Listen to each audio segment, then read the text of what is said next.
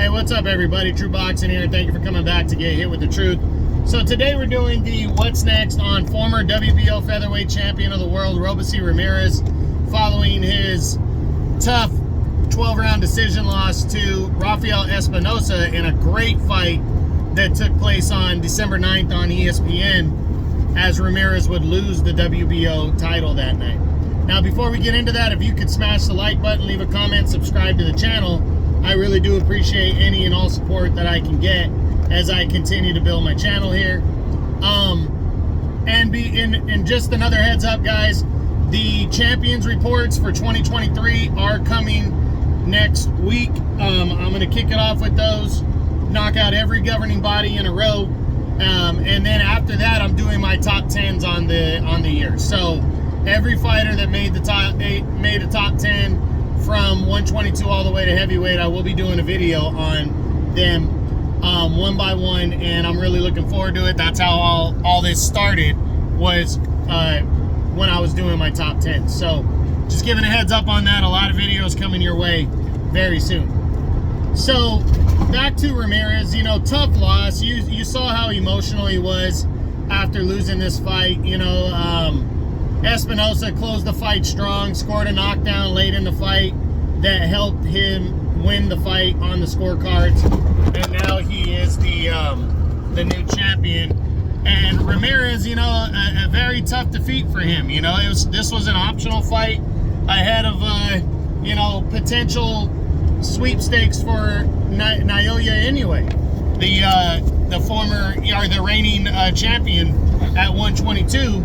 Who is likely going to be the next undisputed champion, and could potentially be moving up in weight, you know, to 126. And him being a top-ranked guy and Ramirez being a top-ranked guy, it really feels like, you know, he might have missed out on that opportunity. But you never know. We got to wait and see. The big question now is what's next for Robeisy Ramirez following this loss. And first up, a potential rematch. We don't know if there was a rematch clause in the contract. I haven't heard anything about it. I'm assuming there was not one because nobody said anything. They did mention rematching, and I think both of them are down for a rematch. I don't know if they both want it next, though. I think they're going to recover for a while, and then we'll explore that. I don't know if the WBO is going to order a rematch, but it was a great fight. It was a fight of the year. I'd love to see it again. But Espinoza was the second consecutive optional defense for Ramirez. So, you know, the WBO could be ordering Espinoza to fight the number one contender, Arnold K. guy. If they don't, does Robeisy Ramirez want the rematch next? I would assume that he would, but you never know. He might want to wait it out and fight him later in the year or something like that and shake off, you know, the loss. So we'll see. But let's run through the top 10 and see what possible options are there for Robeisy Ramirez in his next fight. We start with IBF champion Luis Alberto Lopez. Lopez is fighting his mandatory Rhea Abe in a couple months, either in February or March. He'll be making that mandatory defense, and then I think he's going to be trying to line himself up for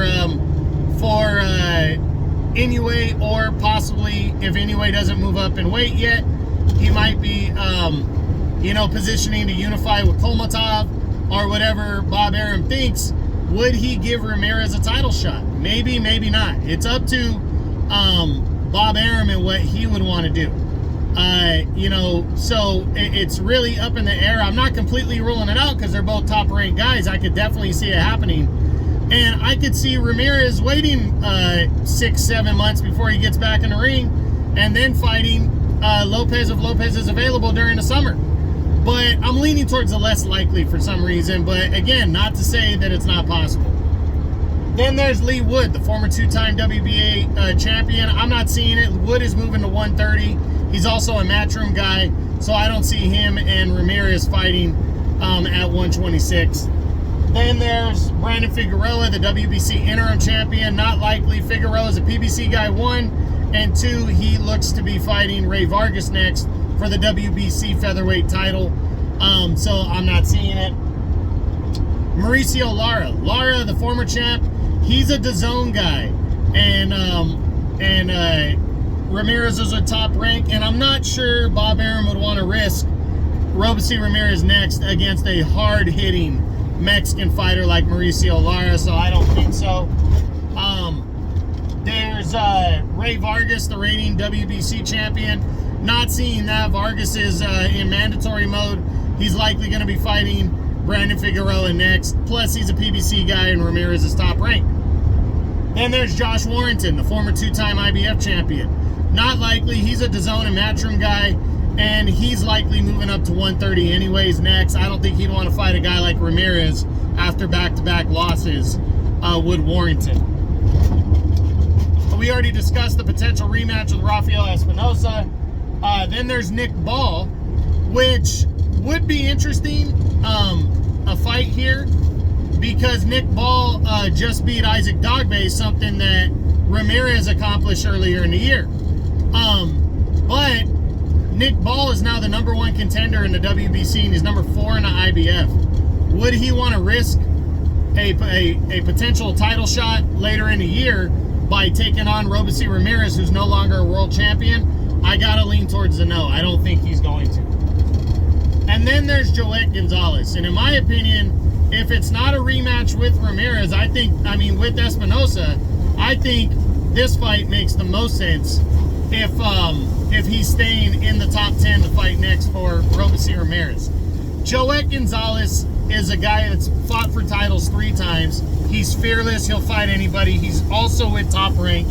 This is a good matchup for Robeisy Ramirez. It's a fight he can easily get against a very game opponent who's been there, done that, and Ramirez can bounce back from the defeat to Espinoza, shake off the loss, and go at it with a very accomplished fighter like Joet Gonzalez. And if he beats him more convincingly than Luis Alberto Lopez did, we'll know that Robeisy Ramirez is really still sitting at the top of the ladder, even though he lost to Rafael Espinoza. So that's what I think outside of the rematch. But I really want to see the rematch with Espinoza next. And apologies, guys, it's raining really hard right now. That's the noise you're hearing. But that's it. That's what I got. That's my what's next on former WBO champion Robeisy Ramirez following his 12-round decision loss to Rafael Espinoza on the December 9th ESPN card. Hope you enjoyed the video. If you did, smash the like button, leave a comment, subscribe to the channel. I appreciate any and all support. This is True Boxing. You've been hit with the truth.